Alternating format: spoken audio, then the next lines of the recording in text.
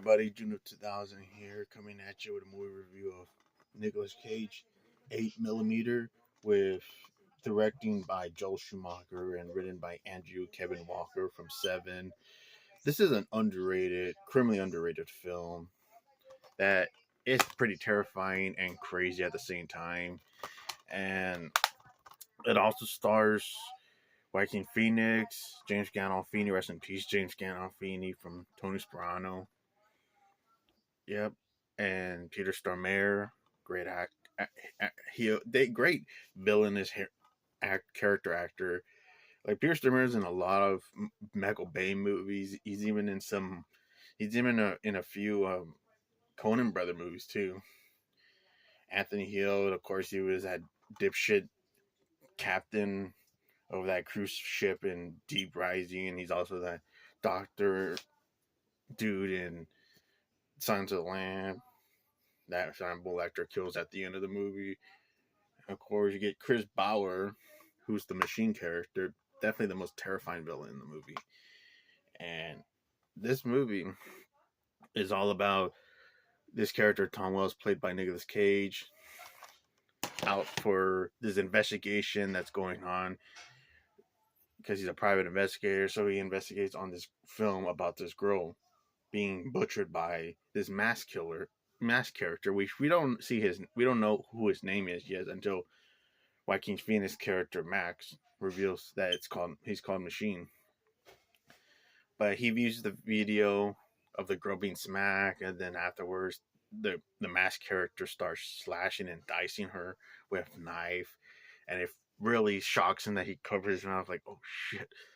It fucking terrifies him, so he goes into this investigation, does a good job making it feel like it wasn't like, oh, he found her in 5 seconds, even though the movie doesn't say like 3 months later or something, but it does buy that, where you see his beard is he's kind of getting aftershave a bit because he's been doing this for a while. Then now when he finally sees through the missing photos, he sees the girl and he took a screenshot from the girl in the footage, and he finds the girl that is Mary. Her name is Mary Ann Matthews.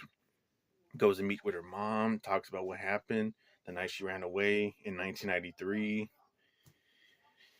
and she's been gone for almost like 5 years because it's like 1999. And one leads to another. He goes and finds out what's in her room and looks in the back of the garage. There's a fucking toilet, but behind the toilet there's a diary that she left. It's like a message for her mom about her runaway and that she's going to California with her boyfriend. And he's finding out where her boyfriend is. He thinks that he's in California, but his dad tells him that he's in jail. So he goes and visits her boyfriend, played by Norman Reedus, who was he was one of the McManus brothers from Boondock Saints, and he's also Darren Diction from the TV show The Walking Dead. Good character actor, and of course he's playing this asshole of an ex-boyfriend of Mary Ann Matthews, and he's trying to be a dick to Nicolas Cage, so he becomes a dick back to him, like, oh, I want to smoke. And Nicolas Cage just throws a cigarette and steps on it and says, I don't smoke. Like, if you want to be a dick to me, then fuck you, then I'll be a dick back. And then one leads to another. He says that he'll give her mom promise that if I ever find her, I'll let you know. You want to know the truth. He's saying his final goodbyes, leaving the diary for her to see, which I'm surprised she didn't get upset about not telling her about it. But one leads to another. He goes to the LA, the city of areas where you want to get careers in Hollywood, and he's going through like places, nightclubs, and sex shops to see if they seen this girl, Marianne Matthews. And one of these to another, he meets up with this character named Max, played by Joaquin Phoenix, aka Arthur Fleck from Joker. And Joaquin Phoenix is like this character that works at this sex shop, and he helps Tom to see if there's any snuff going on with these snuff movies being around. But it's urban legend, they're never true. But he goes and sees like any places that sells this stuff, and then he's given 2 snuff tapes, and it turns out it was just bullshit and fake because it was like the same actress in 2 of those movies. So they said it's all just a myth, and then he's more into the investigation about the girl, Marianne Matthews. Sees that she left his phone number in her suitcase that she lit when she was staying at an orphanage place. And one leads to another. He goes and finds out this character named Eddie Poole, played by the late great James Gandolfini, and this is a slimeball fucking character. And of course, when he shows the picture, he says, "You seen this girl, Marianne Matthews?" You know he fucked up because he's like he didn't like right away like I never seen her. Like it would okay, but he fucked up by looking at the picture so like calmly for like 6 seconds, like he knew that was the girl.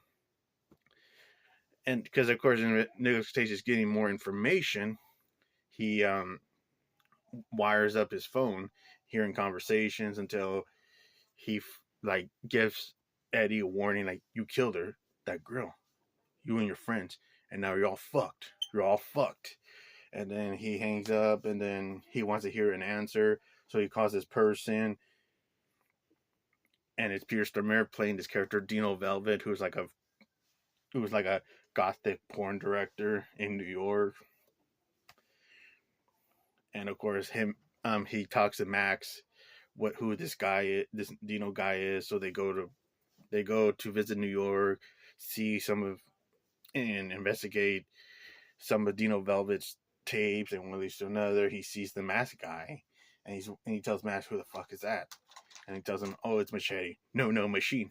His name is Machine. And that's when he finds out who he is. So he meets up with Dino Velvet, making this plan. Oh, we'll make a movie, give you money, Dino Velvet, and also bring the Masked Man Machine. So he tells Max, "You're done with this trip. I'm gonna give you $5,000. There's a plane ticket. Go home. Get the fuck out of here. You don't need to be here in front of these disturbed fucking people."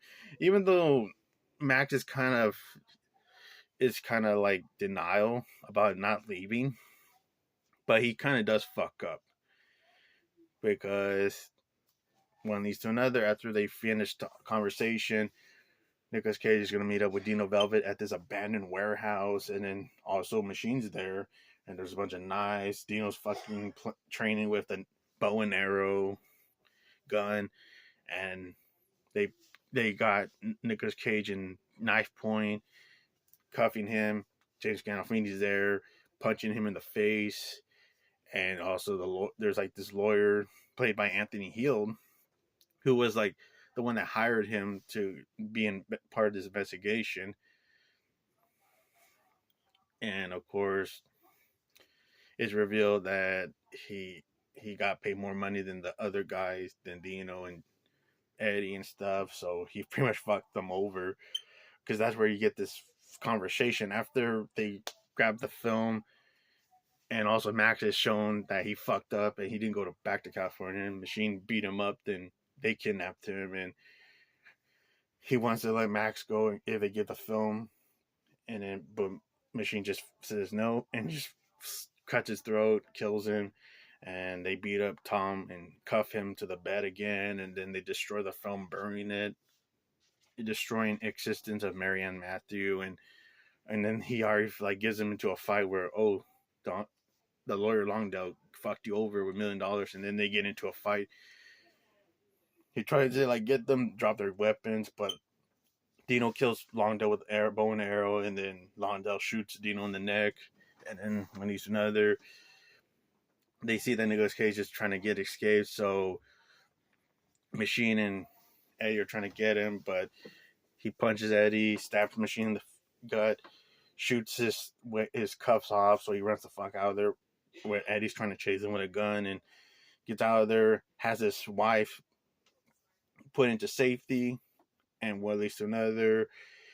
Sadly, the lady that was also part of helping Nicolas Cage in this investigation, she sadly took her life and wasn't there because she was sad that her husband was a pervert and stuff. But he gets paid still, and also paying money for Marianne Matthews' family, because it was revealed that it was a real film and they killed her.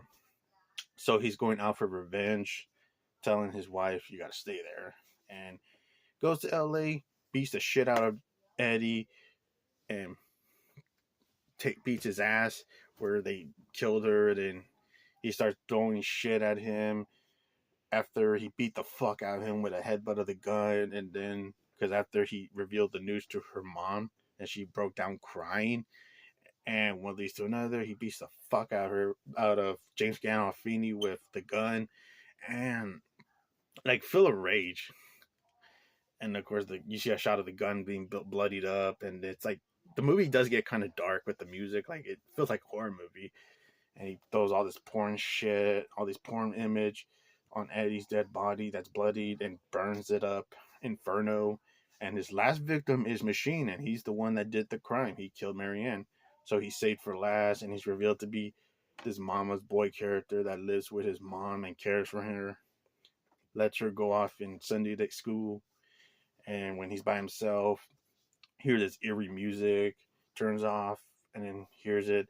He knows Machine's there. They have a scuffle fight, and then they go out. They throw each other outside the window, fist fighting each other. Machine's trying to monologue building his way in, but gets attacked by Nicolas Cage. Tells him to remove his mask, and he's not this scarred, scary guy that you think it was. It was just a normal guy with glasses.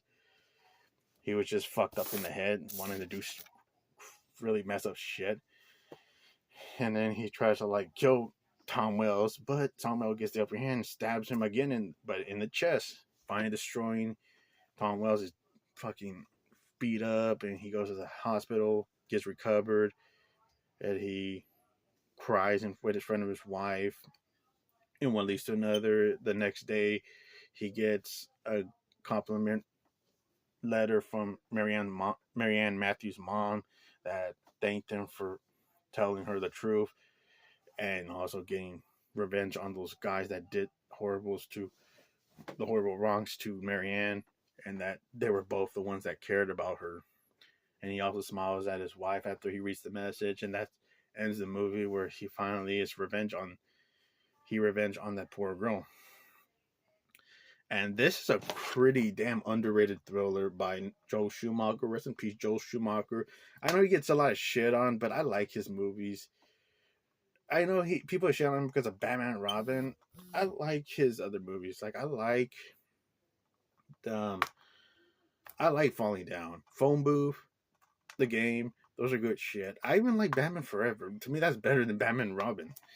But all in all, 8mm, creepy film with horror elements, especially the Machine character is pretty damn scary. Great movie by Joel Schumacher and great performance by Nicolas Cage. But see you in the next one, folks. Take care.